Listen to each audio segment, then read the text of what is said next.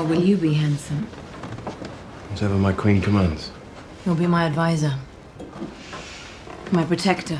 Yeah, good luck with that.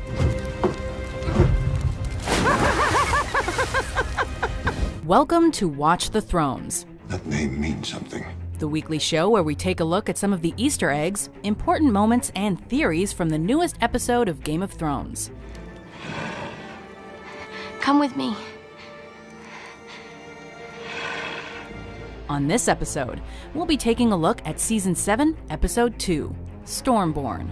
I'm sorry, but please try not to scream. Before we begin, we publish new videos every day, so be sure to subscribe for more great content. Number 3. Sansa Stark, the Queen in the North. There must always be a Stark in Winterfell. You're abandoning your people. You're abandoning your home. I'm leaving both in good hands. Whose? Yours. With Jon heading south to meet with Tyrion and Daenerys in Dragonstone, Sansa has now joined the new wave of female rulers in the Seven Kingdoms. With Lady Olenna in control of the Reach, Ellaria and Dorne, Dany in Dragonstone, and of course Cersei on the Iron Throne, this is an unprecedented amount of women in positions of power by Westerosi standards. That being said, Bran is now south of the Wall, and as the oldest male heir of Ned Stark, is the person with the strongest claim on the lordship of Winterfell and the North.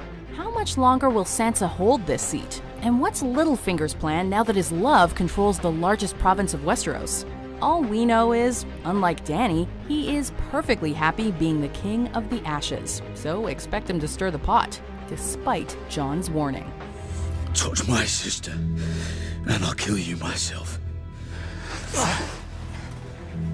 Number 2. The Gift. The surest way to a woman's heart is with a gift. A priceless gift.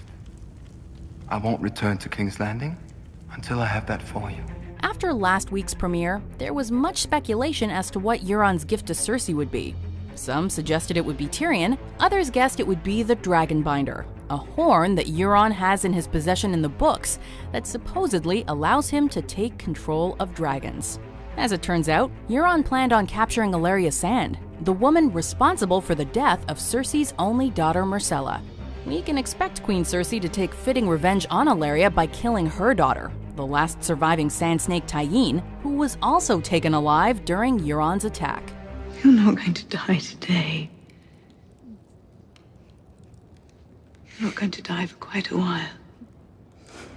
As Cersei proved in the Season 6 finale, nothing gives her more pleasure than treating others the way they've treated her. So expect both Ellaria and Tyene to suffer, most likely at the hands of the Mountain.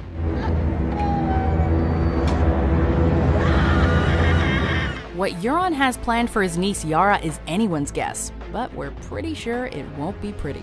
Give your uncle a kiss. Before we get to our top moment, here are some of the best lines from this week's episode. Are you a sheep? No. You're a dragon. Be a dragon. What? You don't like the title? What would you call it then? Possibly something a bit more poetic? We're not poets, darling. Why are you standing all the way over there, then? A foreign invasion is underway. Leave him be. Number 1. The Three-Headed Dragon. Merikivio dolalaris os machagon contas.